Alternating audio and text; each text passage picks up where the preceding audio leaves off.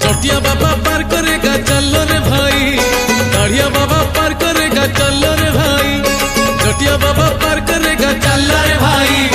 दाढ़िया बाबा पार करेगा चलो रे भाई। सीए तो डंबरू वाला हमें तो काउड़ी वाला, सीए तो डंबरू वाला हमें तो काउड़ी वाला, पानी भरो कांधे धरी चल रे भाई। बोला बोला बोला बाबा पार करेगा, जटिया जटिया जटिया बाबा पार करेगा, मणि मणि मणि मणि बाबा पार करेगा, दाढ़िया दाढ़िया दाढ़िया बाबा पार करेगा।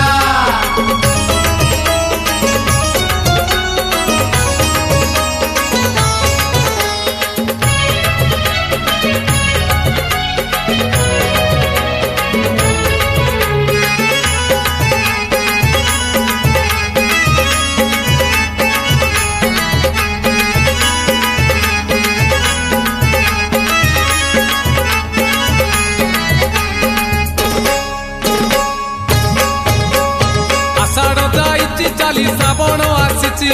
असरा असरा आज मेघ बरसुची, आज परा सोमवार भारी शुभवार, चाली चाली जीवा आमे भोलार मंदिर, लगी भोलार डोरी जीवारे नकरी डेरी, लगी भोलार डोरी जीवारे नकरी डेरी,